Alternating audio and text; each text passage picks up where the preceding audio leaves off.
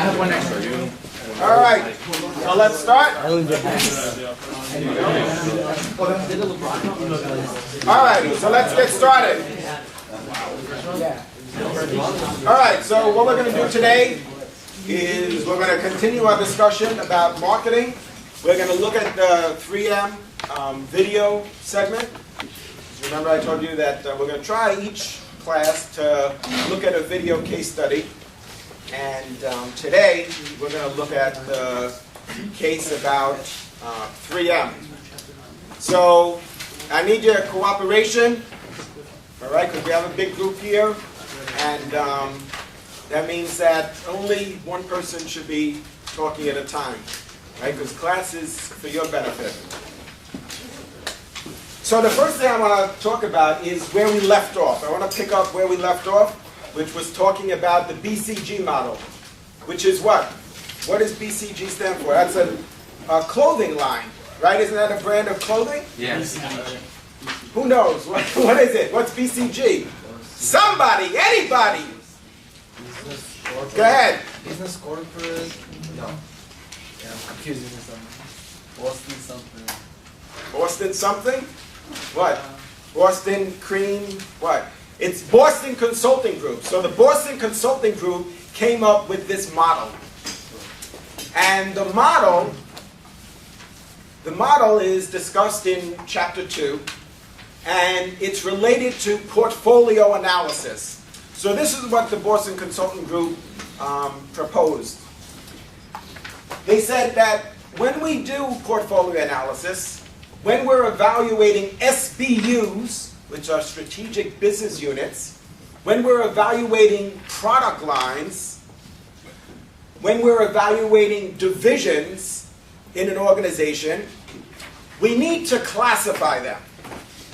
So what they suggested is that we classify them using one of 4 criteria, or 4 names. There's 4 names that we could assign to the product line, to a given product line, or to a given strategic business unit. We could either classify the strategic business unit or division as a star, a cash cow, a question mark, which, remember I said sometimes that's referred to as a problem child, or, believe it or not, this is actually a dog. It looks like a dinosaur, but it's really a dog, as in, woof, woof, right? So, this model is very insightful because literally on one page, we could document our portfolio analysis, and this is going to help us make decisions. As marketers and business people, this is going to inform our decision. Our decision to spend advertising, our decision to not spend advertising on a given strategic business unit or product line, our decision to, let's say, sell off a given strategic business unit, which is an SBU. Remember, we use that acronym. So, a star, the model indicates that a star is a product line, for example, that operates in an industry that has high growth. So not just growing, but has high growth. So 3% growth is not high growth. When we think about growth, especially in technology industries, because that's where we're seeing a lot of growth. Right? The beverage industry, remember we looked at the beverage industry a couple of classes ago? That grows in the United States, that's growing about 3% per year based on retail dollar sales. That's not what we consider to be high growth. High growth is 50%, 100% growth of a given category or industry. And we have a high market share. So in other words, what is the percentage of the products that are sold in a given category that carry our brand name? So keep in mind that a product is wrapped in a brand.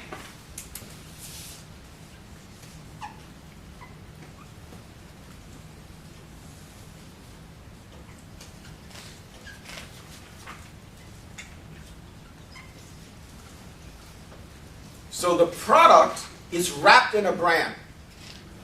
Every product in a given category has the same generic functionality. What does that mean? So for example, in the auto industry, all cars have the same generic functionality, which is they provide transportation. So if we were to look at cars,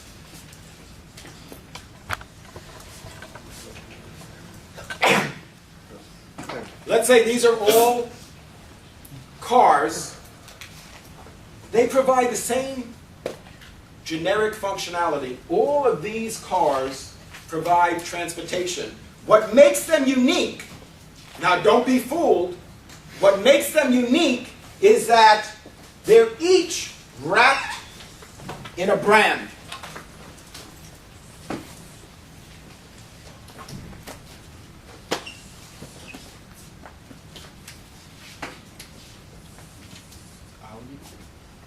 So each of those products are wrapped in a different brand.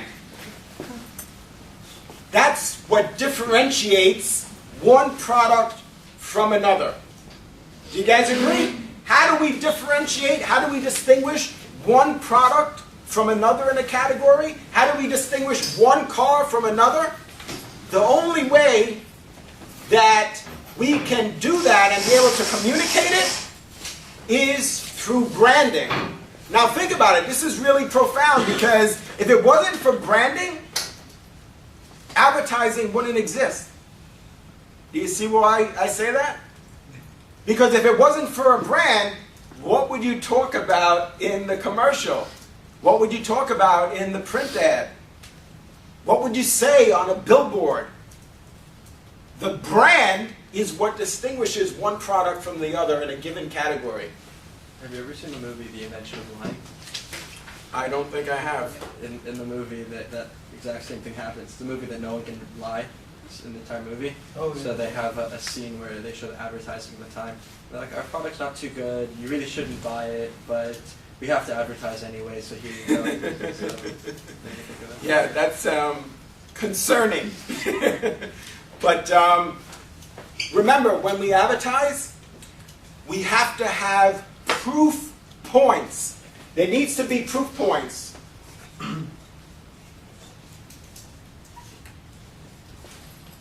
Sometimes we refer to that as pillars of support.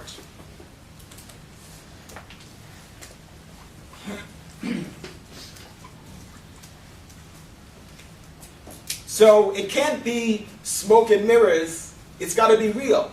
If we say that our product is of a high quality, it really needs to be of a high quality, and then we need to have supporting documentation that substantiates that. And if we don't, that's going to be a problem. Why? Because the customer is going to have an experience with our product. And if we said the product was of high quality, and it's not, then the customer is not going to be happy. And our competitors will also challenge us. So for example, if our tagline, or in some cases it might actually be the slogan for our advertising campaign, who could tell us quickly what's the difference between a tagline and a slogan? Okay, maybe not. Tagline could go underneath the slogan, but tagline is more of like what the company, like for instance, by Oreo, America's milk's favorite cookie is a tagline. A slogan is what we represent ourselves. That's the mission. Well, you're on the right track. Let me try and paraphrase what you're saying there. The slogan is the theme for our advertising campaign. And our advertising is going to change sometimes every 3 months, every 6 months. Why is that? What do you mean? You're going to change our advertising campaign every 6 months? Yeah, because what happens is the ad gets tired, right? It loses its effectiveness. But the tagline is that short phrase, the few words that captures the essence of our brand and that we link to our brand name and our logo.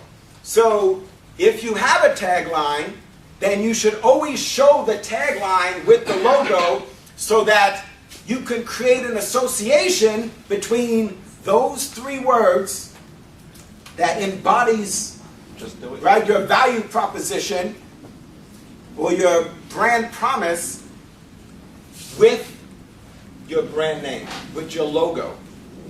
Yes, go ahead. Do a lot of companies get their products from the same factory and just put stickers on saying it's their brand? Yeah.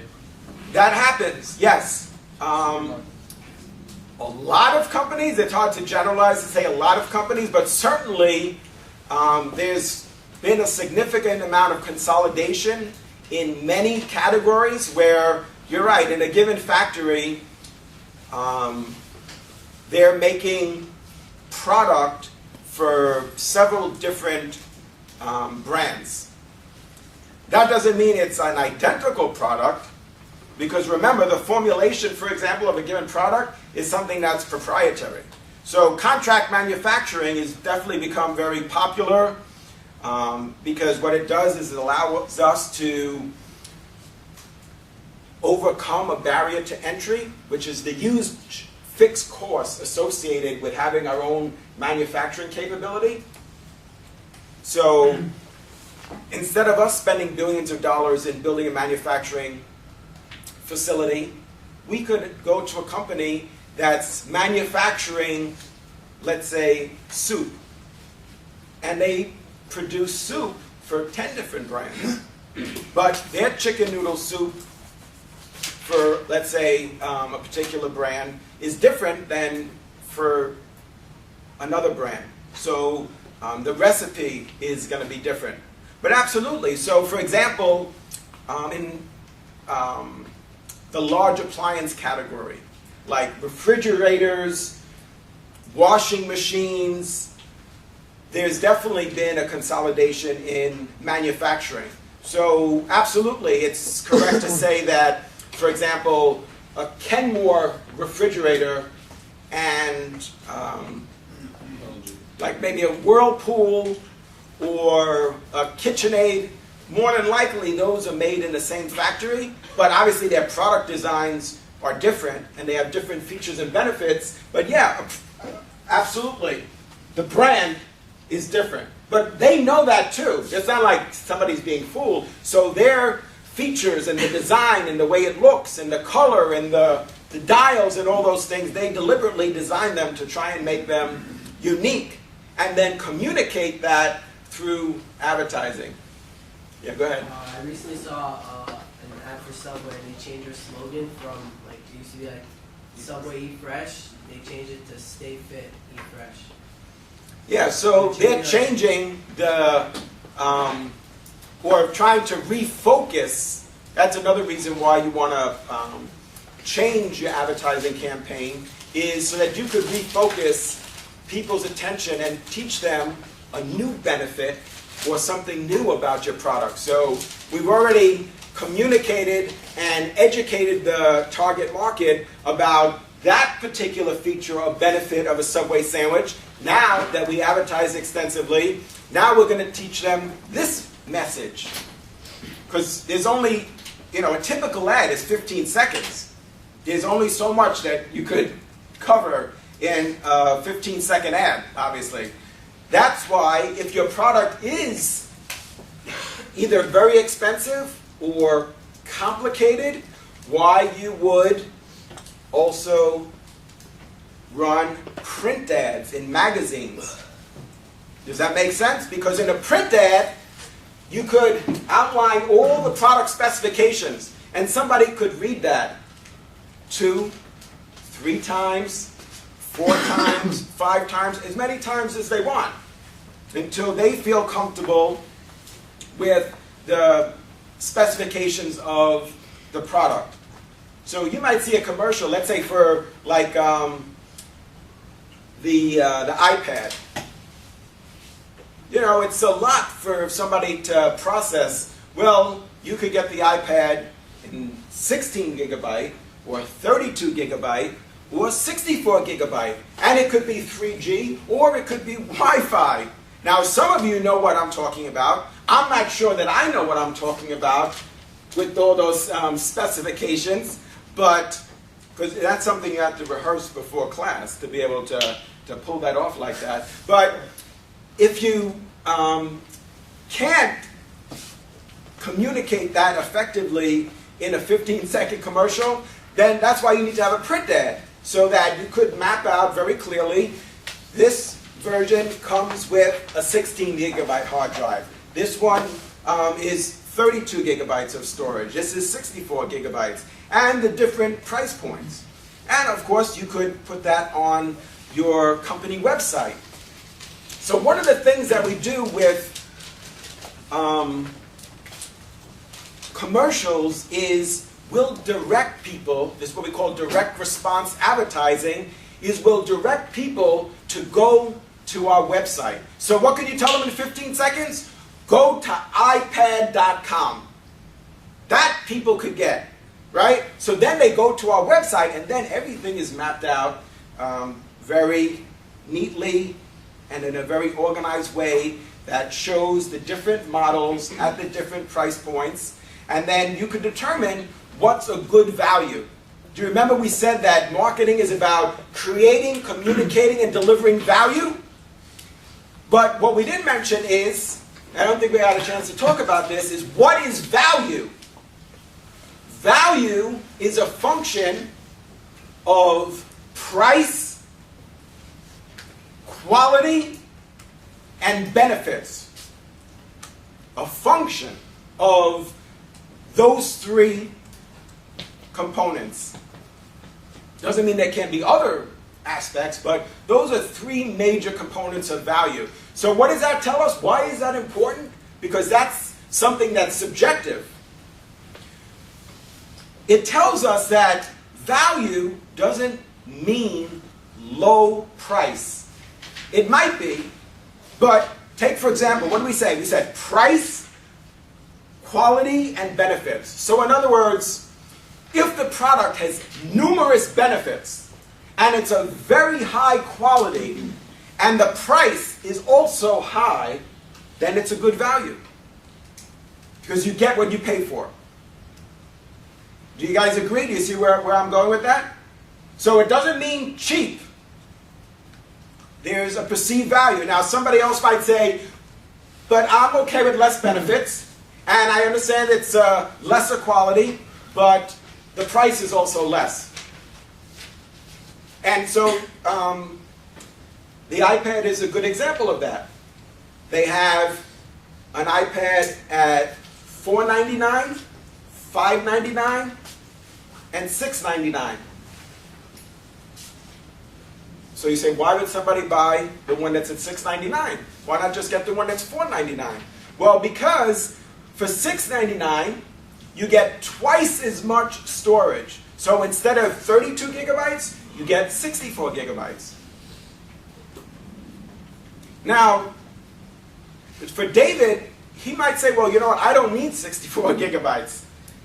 I don't have that many videos. I don't have as many photos. Now, mind you, 32 gigabytes is quite a bit of storage. I mean, David has a lot of pictures, but he doesn't have as many as somebody else. Good question. Going back, we were saying that, like, we took cars, right? It's just a brand name that makes them different, right? But generally they're all like from the same category. What if it's something that has like 2 categories? For example, let's take like music devices, right? Like MP3 players, iPods, and then we got an iPhone or a smartphone that has sort of iPod and a phone, like 2 functions. How does it work in terms like is it becoming to different category for like a hybrid kind of, or is there still part of MP3 players, or like in terms of marketing also like commercializing it? How do you like? Is there difference? Well, so the question is, are those products? How do we classify them? Yeah, like are they in the same category? Like here we got all cars. Like what if we got like car plane? I don't know. Like just No, oh, but that's a good point because yeah. So car plane is a good example because the category might be transportation. So we have what are the markets, right? So segmentation, which we're going to look at in chapter 9, is about dividing a market into submarkets. So your point is excellent. We're dividing the transportation category into submarkets, which is car, plane, train, bus. Those are all markets within the transportation category. But if something has like more than one class, if something has like it's like a plane and a car at the same time, then where do we put it?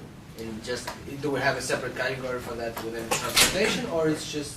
Yeah, you should have a separate category. If the product is multifunctional, you could have a separate category, or you have to decide what is the primary feature of the product. So, for example, we talked about phones.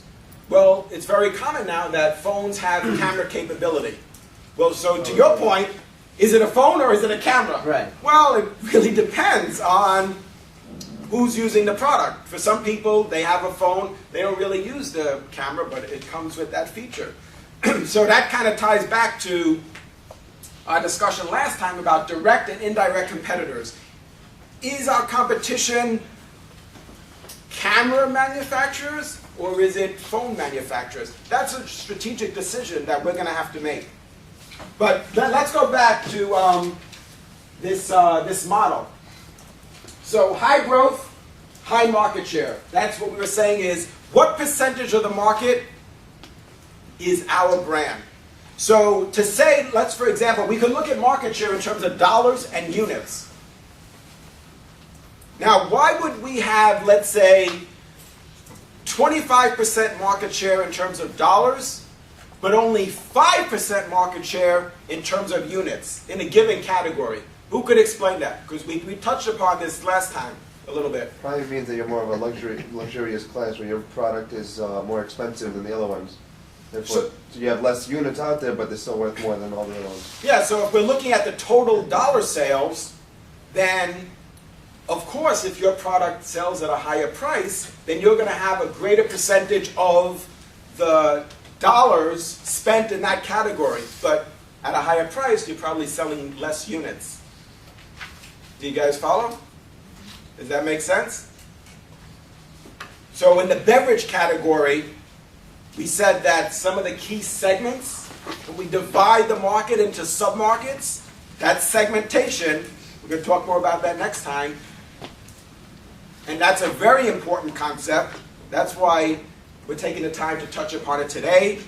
We talked about it last time. It's critical to understand segmentation. So we said that some of the markets in the beverage category are alcohol, soft drinks, water, juice. All of those are segments in the beverage category.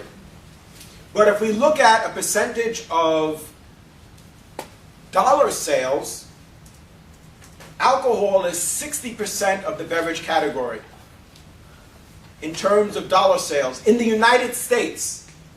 So why is that? Well, because a bottle of alcohol costs a lot more than a gallon of orange juice. Is that true? Or you're not sure? Yes. And its cost is a lot more than soft drinks or water. So again, market share could be quoted in terms of dollars or in terms of units. So what that means is that a star, we classify a strategic business unit or a product line as a star if we have a significant percentage of the share in that given market, and the industry is growing rapidly. Now, I'll tell you this, we have to determine how we define the market. To your point, is it really an excellent one. When we say we have high market share, well, what does that mean? Do we have a significant percentage of the beverage market? Or do we have a significant percentage of the orange juice market? And that's why you remembered what we had talked about as it relates to Oreo. They said that we're America's favorite cookie, which means you're the market share leader. Their competitors pushed back on them and said, no, you're not the market share leader. Who sells the most cookies in grocery, in different channels of distribution like drugstores, in wholesale clubs, etc.? So they said, you might be the market share leader in certain categories, like grocery, for example, for Oreo. If you go into any grocery store, you walk down the aisle, right? The cookies and crackers, you see, first of all, their master brand, well actually, Oreo is their master brand. The corporate brand is Nabisco. So within, if we look at the brand hierarchy, you have a corporate brand, a master brand, and sometimes you might have a sub-brand. So for example, a corporate brand would be Toyota Motor Sales USA. The master brands would be Zion, Toyota, and Lexus. And then some of the sub-brands, like for Toyota, would be Echo, Corolla, Solara, Camry, Avalon. That's an example of a brand hierarchy. So that last subdivision of the brand hierarchy, would that be for, like, in terms of Toyota, would it be sedan, SUV, and stuff like that, or would it be specific? Oh, okay. This is a really important point. We need to make a distinguish between a brand hierarchy and market segmentation. In market segmentation, we're focusing on product types. What you described is a product type. A car, an SUV, a minivan, those are product types. That's what we focus on in segmentation.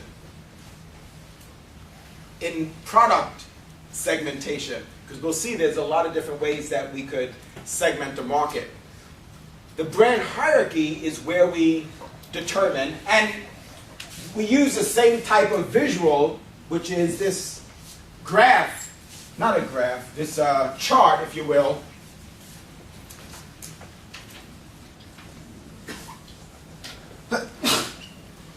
So for segmentation, we could have a product segmentation, which is what you guys are talking about. We could have a geographic segmentation, for example, but we'll use the same type of diagram for a brand hierarchy. So don't be thrown off if you see the same type of diagram. This is a very compelling way to analyze either a portfolio of brands or a particular market. So that's an example of a star, high growth, high market share. But then the cash cow, remember last time we were saying the cash cow is a product line or a strategic business unit that operates in an industry or market that's experiencing low growth, which is not horrible, especially in this case, since although the market is not growing rapidly, we have a significant market share. So in other words, a significant percentage of the products being sold are carrying our brand name. So we call that a cash cow. Why? Because very often what happens is the company will milk the cow, which means that money that's generated from cash cows is invested in stars. So does that make sense? Remember we said we have $100 million as a company to advertise. How much are we going to spend to promote and advertise strategic business units that are stars, that are cash cows, that are, remember, what is this? Are you sure it's not a dinosaur? It looks like a dinosaur, doesn't it? Maybe it's a cat or a crocodile. No, but a dog. So the dog has low market share and low growth. We classify strategic business units and categories and product lines that have low growth and low market share as being a dog. So if we're going to spend $100 million on advertising as a company, and the company makes up, what makes up the company is multiple strategic business units. Remember last time we looked at the electronics company, and we said they have multiple strategic business units. Does that ring a bell? And we talked about that at this electronics company, remember we were talking about their mission, their vision, to be a world-class provider of electronics. We said that there's different product divisions.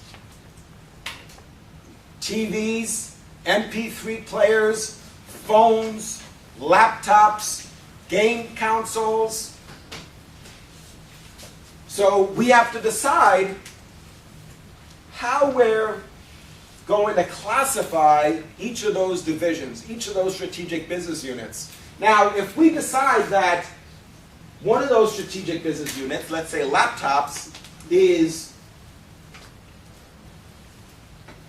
having a small percentage of the market and a category that's not growing or has very little growth, remember, it doesn't mean that it doesn't have any growth.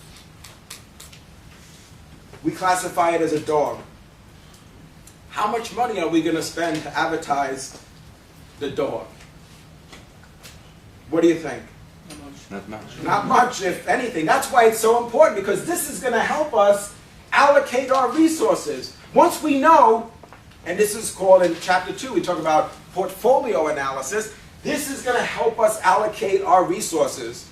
So we're going to spend a lot of money on the star, which is in a category that's growing very rapidly, and we have a high market share. We don't want to give that up. But you snooze, you lose. So once we start to stop spending money, stop innovating, stop promotions, we're going to vacate our leadership position. So dogs, we're not going to spend very much, if any, money to advertise the dogs. The question mark, or we said sometimes the problem child, well, the industry is growing very rapidly, but we don't have much share. So we need to decide, look, what are we going to do here? Are we going to be happy with 1% of the market, or are we really going to be a player? Are we going to try and get 10% of the market, or 20% of the market? And we need to ask ourselves, is that even possible? Is it possible to get 20% of the market? Because we need to do market sizing. Once we segment the market, then we need to quantify the segments, which is what we call market sizing. And then we need to ask ourselves, well, in order for us to break even, we need to have a product line that produces 15 million units. Maybe the whole category is 15 million units. Or maybe for the automatic drip coffee maker in the United States, which is about 25 million units each year, maybe it's unrealistic for us to think we're going to, all of a sudden, we have a very low market share now, 1%. How long is it going to take us to reach a level where we're producing 15 million coffee makers, producing and selling? So that's why this is so critical to our decision-making process as managers, as executives, as marketers. Questions about that? In terms of two questions, by like for instance Apple, that their stars are their handheld devices, iPod, iPad, and iPhone, right?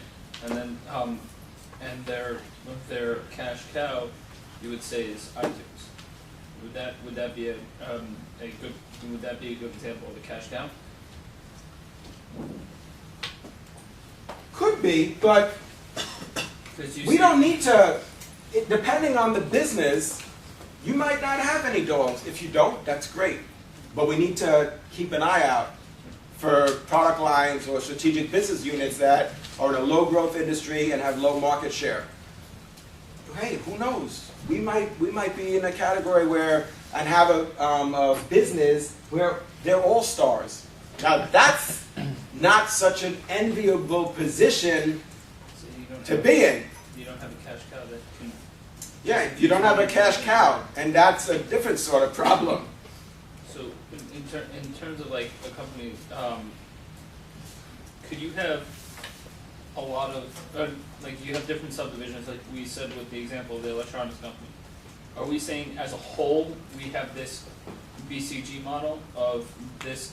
We have as a company as a whole we have a bunch of stars, and then we have a bunch of cash cows, or is it each department in its own right? Like, for instance, the laptop company, that we have a couple models that are stars, and then we have a couple models that are cash cows, or is it as an organization as a whole, do we have cash cows and stars? You could use it both ways. I think that's perfectly fine. You could use it at the corporate level to evaluate all your strategic business units, or, as you're suggesting, if you have multiple product lines in a given category, like you're saying, different types of laptops, then we could evaluate those and determine which are stars, which are cash cows, and we refer to that actually as SKU rationalization.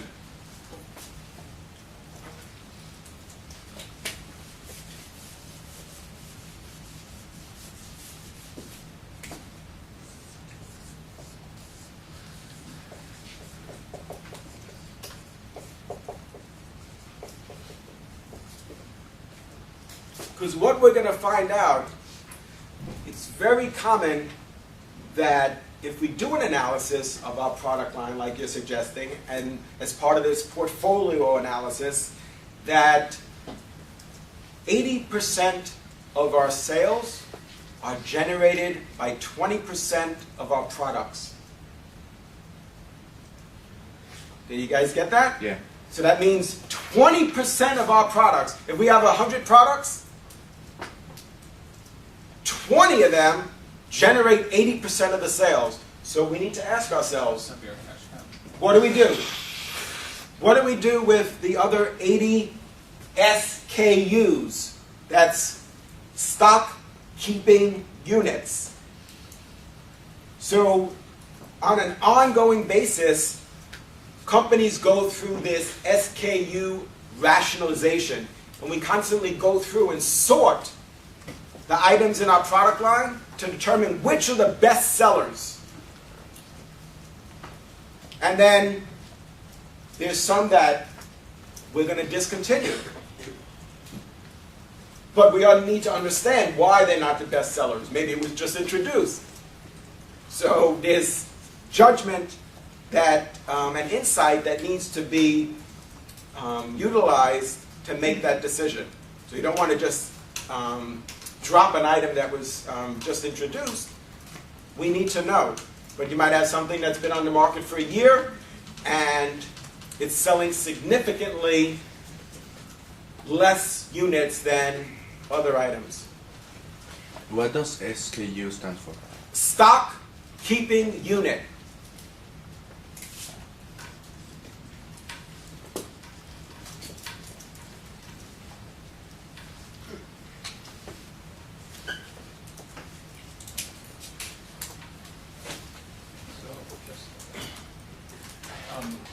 With the case of the stock keeping units, where you have 20% making 80% of the revenue, would you consider those cash cows or stars, or both? We'd have to decide, because remember, it depends on whether or not we're in a high growth industry or low growth. right? So these classifications are being based on two dimensions, market share and growth. And I don't think we're going to get to it today, but we're going to talk about perceptual mapping, which is discussed in chapter 9 as well, where we talk about positioning, because perceptual mapping is a way to visualize the position that we have in a given market. Right? Positioning is the space that we occupy in the customer's mind. And we could look at that on a variety of different dimensions. This model talks about these dimensions. But in any given category, we could develop a perceptual map. And when we do perceptual map, I can tell you from my experience, you don't just develop one perceptual map for a category. You develop 10, because you want to look at where our brand is relative to the position of other brands in the marketplace on those dimensions. So we're going to plot on this map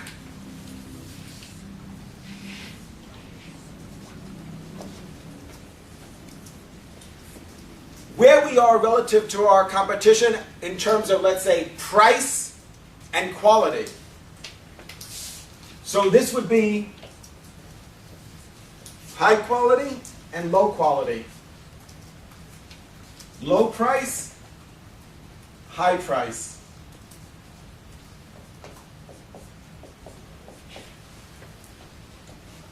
So importantly, it doesn't just show where we're positioned. The key significance of a perceptual map is it shows us where we are positioned relative to the competitors. Because we need to know who is in the competitive set. We need to know who our direct competitors are, who our indirect competitors are. Now these are only two dimensions, price and quality. We could look at other dimensions, and that's what we do. But the dimensions and the importance of different dimensions is going to vary from category to category. So we might look at, for example, not just price and quality, we might look at innovation. So high innovation, low innovation. Or maybe in some cases, the level of ease of use is important. So it might be easy to use, difficult to use. Again, the importance is relative to competitors. And we could do this through branding research to understand the perceptions of the target market. So when we do research, when we do branding research, we want to find out the level of awareness of our brand, but we also want to find out purchase intent. Remember we talked about that. Motivation for purchase, for example. And also, what is the customer's evoke set and the consideration set?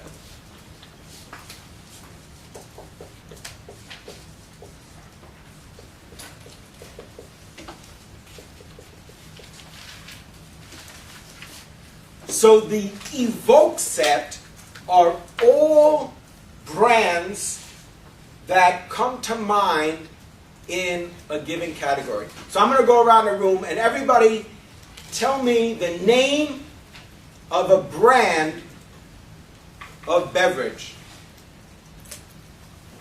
Alcohol? Any beverage type that you want. All right? We're going to do this. Take 1 minute. And we'll go around the room. Everybody name one brand of beverage. Does it have to be different? Arizona. Coca-Cola. Tropicana. Gatorade. Pepsi. Budweiser. Sunkist. Iced tea. Heineken. Heineken, go ahead. Saki. Go ahead. Powerade. Powerade, Snapple. Snapple, Simply orange. Simply Orange, Sprite, Gatorade, 7-Up. 7-Up, Fanta. Fanta. Johnny Walker. Okay. Go ahead, David. Vitamin water. Vitamin water. Tropicana. Tropicana. Snow Adams. Good, good. Coke.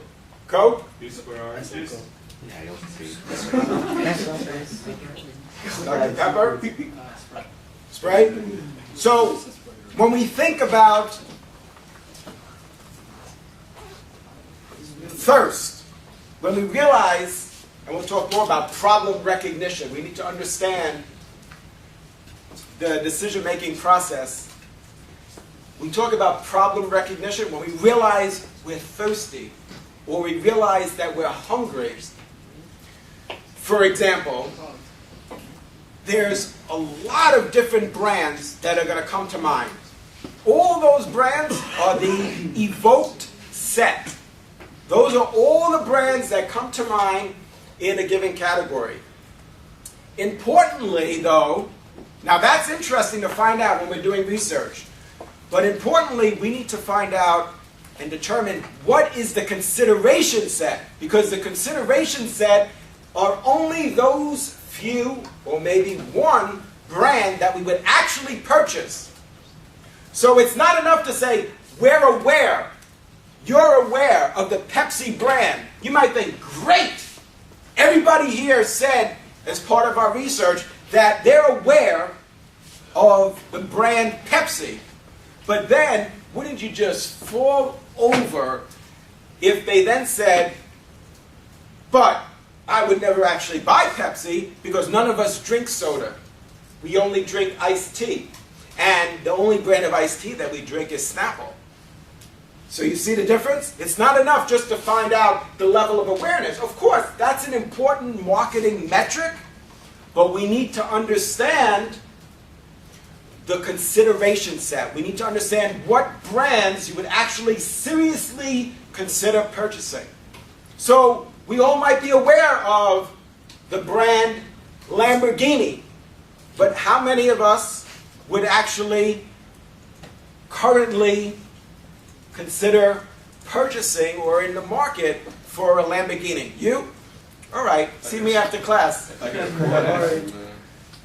So do you see the difference between the evoke set and the consideration set? Okay, so we talked about the BCG model. That's where we left off. Remember, importantly, we said that the marketing mix are the controllable factors. The 4 Ps: price, place, promotion, and product. Those are the 4 Ps.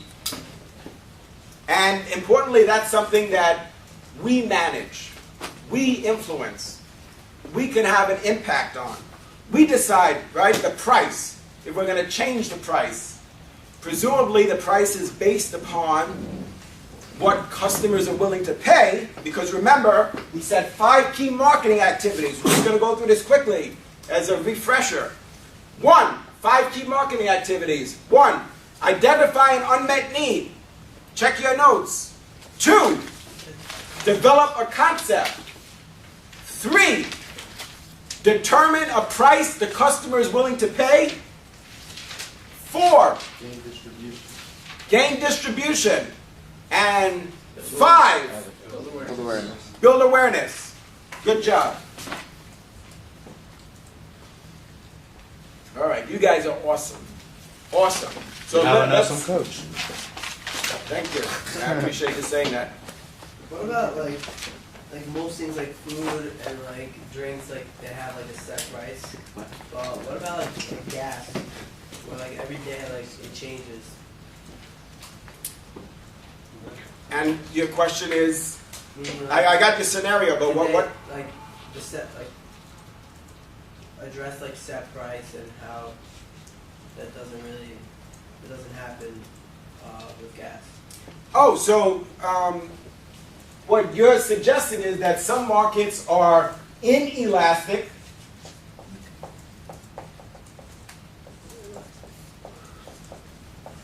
Some markets are inelastic, which means they're not price sensitive, but there's varying degrees. So some markets are not price sensitive, some are somewhat price sensitive. So what you're suggesting is that if the price of gas goes down 5 cents, that demand is not going to change. If the price of gas goes up 5 cents, or 10 cents, or $1, there's actually a song like that. Cent, 5 cent, 10 cent, dollar. You see, you hear that song. So that's a situation where the market is not price sensitive, where it's inelastic. So people need to drive. They need to get from one place to another. So in your scenario, if that's the case, if the price of gas goes up $1 and demand doesn't decrease, then we would describe that market as inelastic. However, it's very common that that we hear that people stop driving. Not everybody. So remember, it's not absolute that it's either an elastic market or an inelastic market. In some cases, the number of people that will drive, let's say, to work might decline if the price of gas goes up $1. So gas now is what, like 4 or 5. So if it went from $3 to $4, some people might stop driving to work. Some people might stop driving to Florida. Some people might start taking a plane or a train. Yeah, we're looking for that. So in that scenario, the market could be inelastic, or it could be somewhat inelastic. And you could say the same about a variety of utilities, like electricity. So let's say the Con Edison company decides that electricity is too high, or maybe they get some pressure from the regulators to lower the price of electricity. So what does that mean? So we all rush home and turn on all the lights and get the air conditioner going and run the fan all night? Probably not. It doesn't mean that some people might not say, well, now the price of electricity has gone down. Now I could run the air conditioning. Last year I didn't run it, but now there's been a decrease in the price, so I'll use the air conditioner this summer. But it depends on the individual. So as regards to electricity, you might be price sensitive. The price goes down, you might say, that's it, 24/7 AC. But you might be less price sensitive. Price of electricity goes down 20%. You might think, well, I made it through the summer without air conditioning last year, so I don't know how you did it, but you did it. So, Get a good fan. yes, you want to share something? Go ahead. Gas would be considered an inelastic, an elastic thing because people don't have to buy gas, they can just take transit or take cars. I don't know how you can make it an inelastic thing. Inelastic means that they have no other choice. Yeah, if you have a car, you need gas in order to drive it. Right, so Yeah, you can take And you you can can take a train or a carpool. bus, and then you have to buy Well, gas. no, it depends. It depends that, You can start carpooling. yeah, you might carpool. Some people might decide that the price of gas is too high now, so they're gonna, their consumption of gas is gonna decline. I thought inelastic implies that no matter what the price, people are still going to buy it. But that would mean that they don't have the option of taking a train or a bus. Well, remember, when we talk about elasticity of demand, it doesn't mean that it's perfectly inelastic or perfectly inelastic. You follow me? So, it could be not 1, but the elasticity of demand could be 0.8 or 0.7, or it could be negative 0.7, or it could be negative 0.4.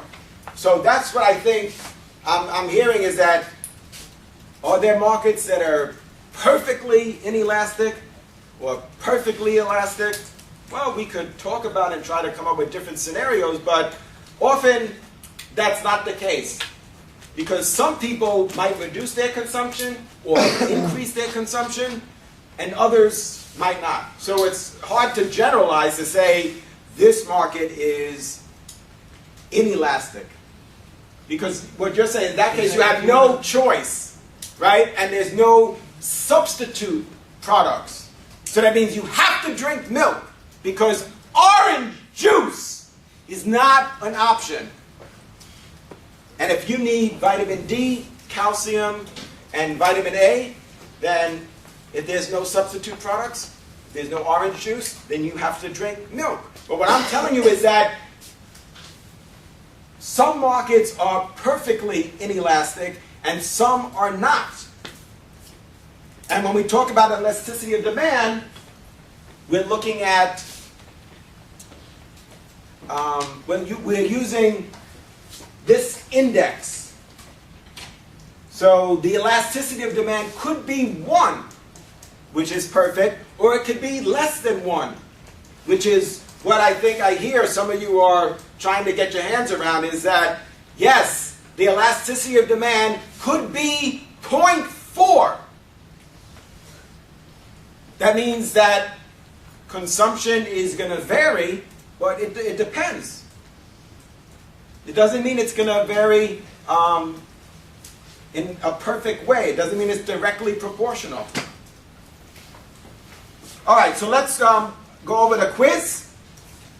We're going to go over the quiz for Chapter 1. You ready? Let's keep rolling. We're here till midnight, right? Yep. All right, but we're going to just keep rolling. All right, so the first question, who's going to read it? Somebody, anybody. Go ahead.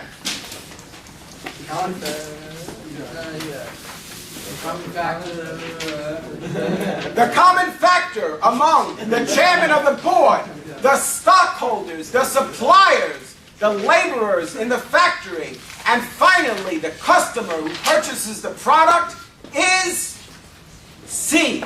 All of the people listed in the question are stakeholders. Remember we said that a shareholder can be a stakeholder. So let's try to distinguish between those terms. Even though they sound a little bit alike, a stakeholder could be a shareholder, it could be an employee, it could be a supplier or a customer. All of those are stakeholders. And that's what's described here. And that's on page 6 of our book. Question 2. Yes, go ahead. For marketing to occur, there must be 2 or more parties with unsatisfied needs. Cadbury Beverages Incorporated has begun distributing Country Time Lemonade through the supermarket at a price comparable to that of soft drinks. The most likely second party needed for marketing to occur would be B, someone with a desire for a beverage other than soda or water. Exactly. So that's discussed on page 7. So B is the best answer. So remember, for marketing to occur, there has to be 2 or more parties. There has to be a desire and an ability to satisfy them. There has to be a way for the parties to communicate and something to exchange. So there's 4 components there. And so this addresses the fact that, remember we said one of the major marketing activities is identifying an unmet need. So this describes the fact that there's 2 or more parties with an unsatisfied need.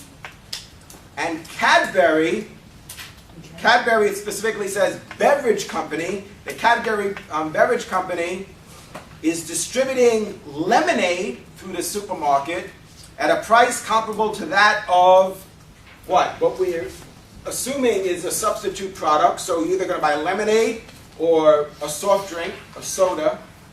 So the most likely second party needed for marketing to occur is what? Is B, which is the component that wasn't mentioned, is someone with a desire for a beverage other than soda or water.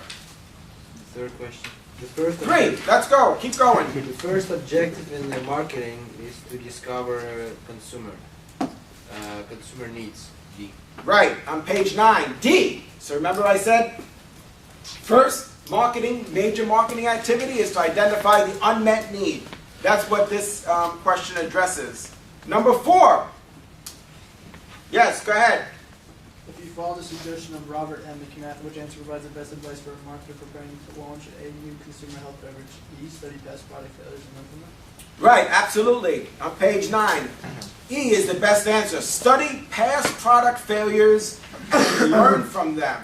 Because what he did was he studied 100,000 new product launches and he came up with 2 suggestions. Is learn from the past mistakes and focus on the customer benefit. So you see why that's important? Because it's not just that the product failed, we need to understand why. Why did it fail? Maybe the product was ahead of its time. Really, the most successful products are those that are introduced before the customer recognizes that they have a problem that requires a solution. That's where we're going to be able to achieve what's called first mover advantages. That means we're first to market with the product. All right, number 5. The United States Army has recently been both praised and criticized for its use of a popular video game, America's Army, designed to reach potential recruits. The game's creator, called Casey Wardynski, wanted to provide a sense of the training and teamwork one could find in the military environment. The game is designed for boys 14 years or older. These players represent the Army's target market. Right, D, target market. Remember we said the target market is those that we want to buy our product, or those that we want to sell our product to. But that's different from the target audience. The target audience is just who we want to reach with our advertising. And we said that the target audience is very often a subset of the target market. You see why that is? Who could explain that quickly? Why is the target audience very often a subset of the target market?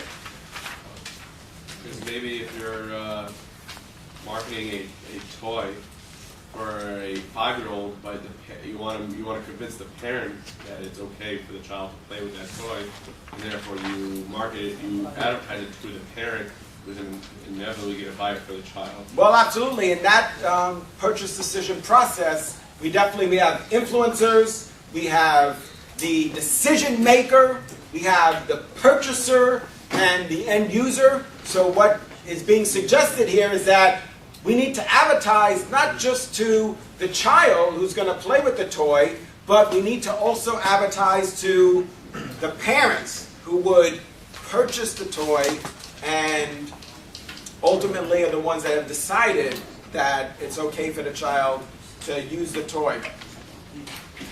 But here also it says boys that are 14 years or older, so the target market is boys 14 years or older, but our target audience might be Hispanic boys or Caribbean American boys or Asian American boys. You follow? So we want to, our target market is all boys that are 14 years or older, but for our advertising, who do you want to reach with our advertising? For a particular campaign, so it would be very compelling as part of a multicultural marketing campaign that we have a unique advertising campaign for different ethnicities. All right, number 6. Page 11. Number 6, the marketing mix. The marketing mix refers to? Marketing mix refers to C, the marketing manager's controllable factors, product, price, promotion, and place that can be used to solve marketing problems. Right, absolutely. The 4 P's is the marketing mix. Number 7. A business traveler joined the Starwood Preferred Guest Program in order to earn points each time he stayed overnight in a Westin or Sheraton hotel. Once he has accumulated enough points, he can trade his points in for a free night stay. As a member of this program, the traveler receives periodic updates on new hotels and learns of ways to earn additional points. The marketing term that best describes this scenario is? Relationship marketing. Right, absolutely. Relationship marketing on page 13. So the best answer is A. So we want to link the organization to the individual customers, employees, suppliers, and other stakeholders to achieve a mutual long-term benefit. Number 8. Who's going to do number 8? The American business period that attempts to satisfy consumer needs while achieving organizational goals is called the marketing concept era. So, before class we were talking a little bit about the 4 Ps, and we said, well, the marketing mix, people have been talking about that since the 60s. Right, and so the point here is that there's a focus on meeting the needs of the customers very well while still being able to achieve the organizational goals. Remember, we said there's a corporate plan, there's a business plan, and there's a functional plan in the organization. So we want to still customize our product to meet the needs of our target market, but also achieve our organizational goals. Number 9, customer relationship management, which is a very important concept, often referred to as CRM, is most closely related to D, customer relationship era in the U.S. business history. That's talked about on page 16. And number 10, which of the following most directly explains why pharmaceutical giant Pfizer offered, and this is an excellent example, low-income senior citizens many of its most widely used prescriptions for just $15 each month. Now, just to give you a sense of perspective, most prescriptions are $150 for a month's supply. That's just not statistical, but to give you a sense, some could be more, some could be less, some could be a lot more, some could be $1,500 for a month's supply. But certainly it's not $15 for a month's supply. So why is Pfizer doing this? Because they wouldn't be they couldn't afford to buy it for $150, so they just would not have bought it in the first place. And because there's so many of them, it's worth it to still charge them less, so they buy it in the first place. No. Well, that might be one of the reasons. What else? What else is driving that decision to sell? Responsibility. Yeah. Social responsibility. We're selling a prescription that normally we could would be sold at a pharmacy for $150 a month, of a 1 month supply, for only $15. And that's based on the company's commitment to social responsibility. So our goals are, what are some of the other goals that are discussed? Sales, right? We want to achieve a certain level of sales. We want to achieve a certain level of profit. Customer satisfaction. Customer satisfaction and social responsibility, right? Those are some of the things that are going to influence our marketing in a particular organization. So this is an example, the Pfizer example is a great example of social responsibility. Now we'll talk about next time other examples of where the company's decision is based on the desire to maximize sales or maximize profits. If they wanted to maximize profits, probably, depending on their cost structure, it's not going to be by selling the product for $15 instead of $150.